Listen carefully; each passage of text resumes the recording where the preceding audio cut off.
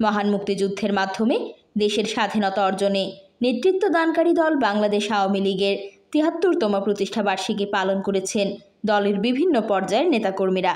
সিলেটের ভয়াবহ বন্যা পরিস্থিতিতে এবার সীমিত পরিসরে প্রতিষ্ঠা বার্ষিকী পালন করছে জেলা ও মহানগর আওয়ামী লীগ।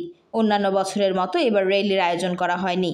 দিনটি উপলক্ষে সিলেটে জাতির জনক বঙ্গবন্ধু শেখ মুজিবুর রহমানের প্রতিকৃতিতে শ্রদ্ধা নিবেদন করেন আওয়ামী লীগ ও অঙ্গ সহযোগী সংগঠনের নেতাকর্মীরা।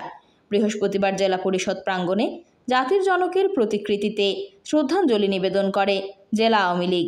জেলা প্রশাসকের কার্যালয়ের সামনে স্থাপিত প্রতিকৃতিতে শ্রদ্ধা নিবেদন করে মহানগর আওয়ামী লীগ।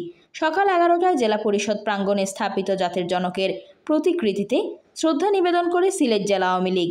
এ সময় উপস্থিত ছিলেন জেলা আওয়ামী লীগের সভাপতি ভারপ্রাপ্ত শফিকুর রহমান চৌধুরী, অ্যাডভোকেট সাধারণ সম্পাদক নাসির উদ্দিন খান, সহসভাপতি অধ্যক্ষ সুজাত আলী রফিক, অ্যাডভোকেট শাহ মোশাহিদ আলী, হুমায়ুন ইসলাম কামাল, শমশের জামাল, অ্যাডভোকেট খোকন কুমার দত্ত, মজির উদ্দিন, শামসুন নাহার মিনু, ডাক্তার নাজরা আহমদ চৌধুরী প্রমুখ।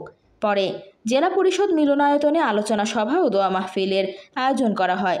বেলা 11:15টার দিকে জেলা প্রশাসকের কার্যালয়ে স্থাপিত জাতির জনকের প্রতিকৃতিতে পররাষ্ট্রমন্ত্রীর পক্ষে শ্রদ্ধা নিবেদন করেন মহানগর আওয়ামী লীগ নেতৃবৃন্দ।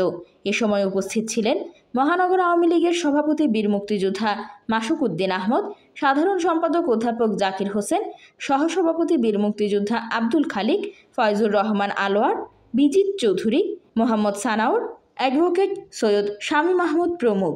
এছাড়াও দলের অঙ্গ ও সহযোগী সংগঠনের নেতাকর্মীরা পৃথকভাবে শ্রদ্ধাঞ্জলি নিবেদন করেন।